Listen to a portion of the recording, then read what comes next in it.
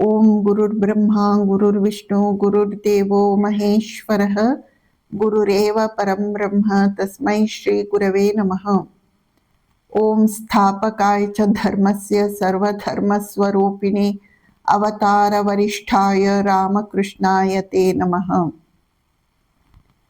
ಪ್ರೀತಿಯ ಬಂಧುಗಳೇ, ಶ್ರೀರಾಮಕೃಷ್ಣರ ಗೃಹಸ್ಥ ಭಕ್ತರಲ್ಲಿ ಮಾಸ್ಟರ್ ಮಹಾಶಯ, ಇಂದು ನಾವು ನೋಡಲಿರುವ ಮಾಸ್ಟರ್ ಮಹಾಶಯನ ಪಾತ್ರ ಮಹತ್ವಪೂರ್ಣವಾದದ್ದು. ಕೋಲ್ಕತ್ತಾದ ಜನ ಮಾತನಾಡಿಕೊಳ್ಳುತ್ತಿದ್ದರು, ನಿಮಗೆ ಪ್ರಾಪಂಚಿಕತೆಯಿಂದ ಪಾರಾಗಬೇಕಾದರೆ ಮಾಸ್ಟರ್ ಮಹಾಶಯನ ಹತ್ತಿರ ಹೋಗಿ. ಅವನು ಕೇವಲ ಶ್ರೀರಾಮಕೃಷ್ಣರ ವಿಚಾರವನ್ನೇ ನಿಮ್ಮ ಹೃದಯದೊಳಗೆ ತುಂಬಿ ಬಿಡುತ್ತಾನೆ. ತನ್ಮೂಲಕ ಪ್ರಾಪಂಚಿಕ ಆಸೆ ಆಕಾಂಕ್ಷೆಗಳನ್ನೆಲ್ಲ ನಾಶಗೊಳಿಸಿ ಬಿಡುತ್ತಾನೆ. ಹೌದು, ಅದು ಸತ್ಯ. ಶ್ರೀರಾಮಕೃಷ್ಣ ವಚನ ವೇದದ ಕರ್ತೃ ಮಾಸ್ಟರ್ ಮಹಾಶಯ ಅಥವಾ ಮಹೇಂದ್ರನಾಥ ಗುಪ್ತನ ತನು ಮನ ಪ್ರಾಣವನ್ನೆಲ್ಲ ಶ್ರೀರಾಮಕೃಷ್ಣರೇ ಆವರಿಸಿಕೊಂಡಿದ್ದರು. ಅವನು ಭಗವಂತನ ಸಂದೇಶಗಳನ್ನು ಅಥವಾ ದಿವ್ಯವಾಣಿಗಳನ್ನು ದಾಖಲೆಗೊಳಿಸಲು ಆಗಮಿಸಿದಂತಹ ವ್ಯಾಸ ಮಹರ್ಷಿ, ನೈಮಿಷಾರಣ್ಯದ ವ್ಯಾಸ ಮಹರ್ಷಿ. ಒಮ್ಮೆ ಶ್ರೀರಾಮಕೃಷ್ಣರು ತಮ್ಮ ಬಾಲಕ ಶಿಷ್ಯ ಸುಬೋಧನಿಗೆ, ನೀನು ಮಾಸ್ಟರ್ ಮಹಾಶಯನ ಹತ್ತಿರ ಹೋಗಿ ಭಗವತ್ ವಿಚಾರವನ್ನು ಕೇಳು ಎಂದು ಸೂಚಿಸುತ್ತಾರೆ. ಬಾಲಕ ತುಂಬ ಸರಳ ಸ್ವಭಾವದವನು. ಅವನೇ ಸಂಸಾರವಂದಿಗ, ಅವನೇ ಹೆಂಡತಿ ಮಕ್ಕಳ ಜೊತೆಯಲ್ಲಿ ಇದ್ದಾನೆ. ಇನ್ನು ಅವನು ನನಗೆ ಏನು ತಾನೇ ಭಗವತ್ ವಿಚಾರವನ್ನು ಹೇಳಿಕೊಡ್ಲಿಕ್ಕೆ ಸಾಧ್ಯ ಇದೆ ಎಂದು ಪ್ರಶ್ನಿಸುತ್ತಾನೆ. ಶ್ರೀರಾಮಕೃಷ್ಣರು ನಗುತ್ತಾ, ಅವನು ತನ್ನ ವೈಯಕ್ತಿಕ ಜೀವನವನ್ನು ಕುರಿತು ಮಾತನಾಡುವುದಿಲ್ಲ, ಅವನು ನನ್ನ ವಿಷಯವನ್ನೇ ಮಾತನಾಡುತ್ತಾನೆ ಎಂದು ಹೇಳಿ ಕಳುಹಿಸಿಕೊಡುತ್ತಾರೆ. ಸುಬೋಧ ಮಾಸ್ಟರ್ ಮಹಾಶಯನ ಹತ್ತಿರ ಹೋಗಿ ತಾನು ಈ ರೀತಿ ಶ್ರೀರಾಮಕೃಷ್ಣರ ಬಳಿಯಲ್ಲಿ ಹೇಳಿದೆ ಎಂದು ಹೇಳಿದಾಗ ಮಾಸ್ಟರ್ ಅತ್ಯಂತ ವಿನಯದಿಂದ ಭಿನ್ನವಿಸಿಕೊಳ್ಳುತ್ತಾನೆ. ನಾನು ಒಂದು ಅಮೃತ ಸಾಗರದ ಬಳಿಯಲ್ಲಿ ವಾಸವಾಗಿದ್ದೇನೆ. ನನ್ನ ಗುಡಿಸಲಿನೊಳಗೆ ಆ ಅಮೃತ ಸಾಗರದಿಂದ ಕೆಲವು ಕೊಡ ಅಮೃತ ಜಲವನ್ನು ತುಂಬಿಕೊಂಡು ಇಟ್ಟಿದ್ದೇನೆ. ಯಾರು ನನ್ನ ಬಳಿಗೆ ಆಗಮಿಸುತ್ತಾರೆಯೋ ಅವರೆಲ್ಲರಿಗೂ ನಾನು ಆ ಅಮೃತ ಜಲವನ್ನೇ ಹಂಚುತ್ತೇನೆ. ಹೀಗೆ ಮಾಸ್ಟರ್ ಮಹಾಶಯನ ಜೀವನ ಎಂದು ಹೇಳಿದಾಗ ಅದು ರಾಮಕೃಷ್ಣಮಯವಾದ ಜೀವನ. ಮಾಸ್ಟರ್ ಮಹಾಶಯ ಹುಟ್ಟಿ ಬೆಳೆದದ್ದು ಕೋಲ್ಕತ್ತಾದಲ್ಲಿಯೇ. ತಾಯಿ ತಂದೆಯರ ಧಾರ್ಮಿಕ ಸುಸಂಸ್ಕೃತ ನಡವಳಿಕೆ ಬಾಲಕನ ಮನಸ್ಸಿನ ಮೇಲೆ ಗಾಢ ಪ್ರಭಾವವನ್ನು ಬೀರಿತ್ತು. ಅದರಲ್ಲೂ ತಾಯಿಯ ಗುಣ ಸ್ವಭಾವಗಳು ಬಾಲಕನ ಜೀವನವನ್ನು ರೂಪಿಸಿದವು ಎಂದು ಹೇಳಿದರೆ ಅತಿಶಯೋಕ್ತಿಯಾಗಲಾರದು.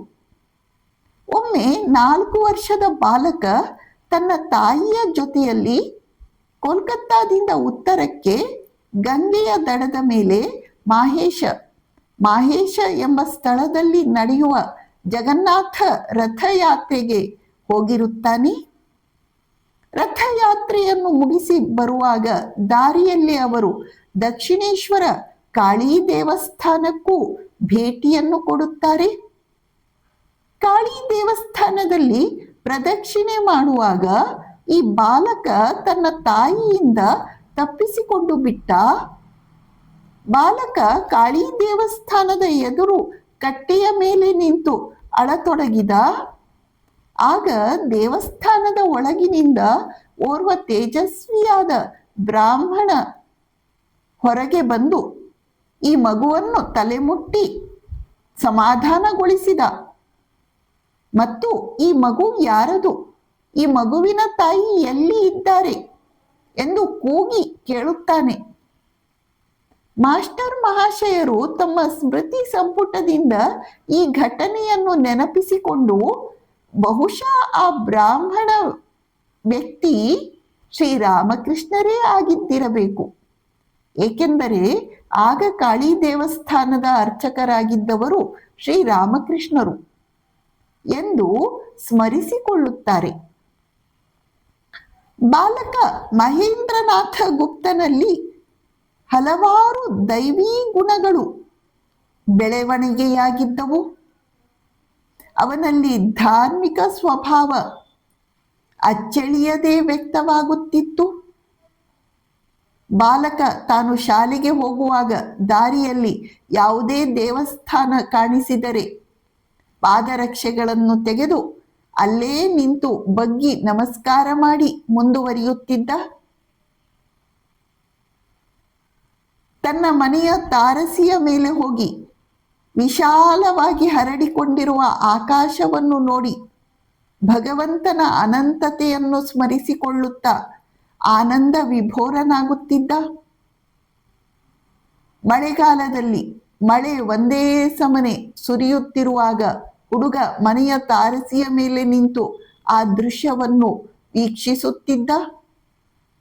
ಬಾಲಕ ತನ್ನ 8ನೆಯ ತರಗತಿಯಿಂದಲೇ ಡೈರಿ ಬರೆಯುವ, ದಿನಚರಿಯೆಯನ್ನು ಬರೆಯುವ ಅಭ್ಯಾಸವನ್ನು ಮಾಡಿಕೊಳ್ಳುತ್ತಾನೆ. ಆ ಅಭ್ಯಾಸವೇ ಮುಂದೆ ಅವನ ಮಹತ್ಕೃತಿ ಶ್ರೀರಾಮಕೃಷ್ಣ ವಚನ ವೇದದ ರಚನೆಗೆ ಕಾರಣೀಭೂತವಾಗುತ್ತದೆ.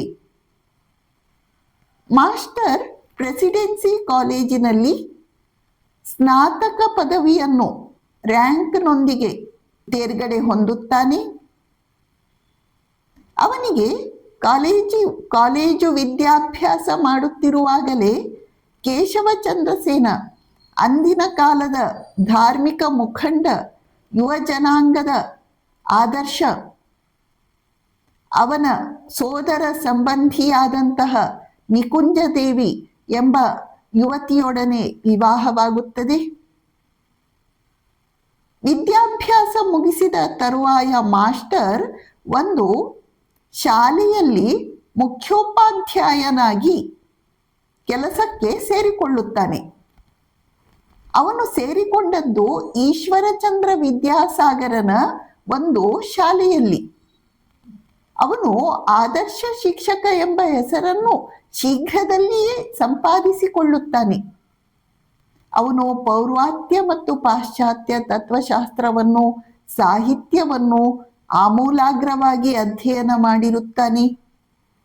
ಬೈಬಲ್ನ ಕುರಿತು, ನ್ಯೂ ಟೆಸ್ಟಾಮೆಂಟ್ ಕುರಿತು ಅವನ ಜ್ಞಾನ ಅಗಾಧವಾಗಿತ್ತು.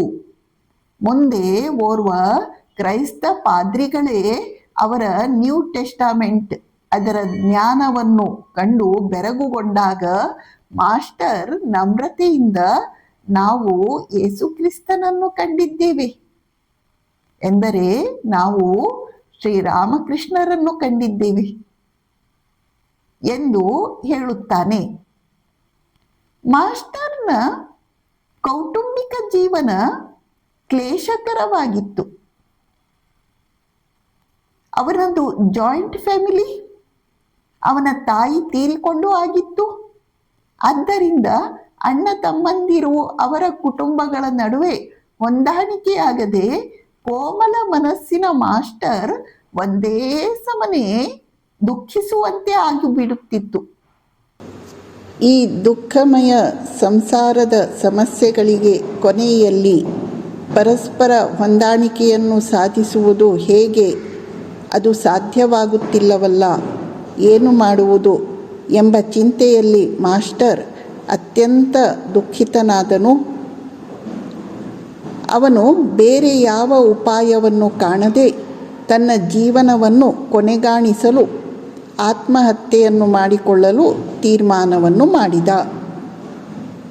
ಮುಂದಿನ ಭಾಗ ನಾವು ಮುಂದಿನ ಬಾರಿ ನೋಡೋಣ. ಓಂ ಶಾಂತಿ ಶಾಂತಿ ಶಾಂತಿ. ಹರಿ ಓಂ ತತ್ಸತ್. ಶ್ರೀರಾಮಕೃಷ್ಣಾರ್ಪಣಮಸ್ತು.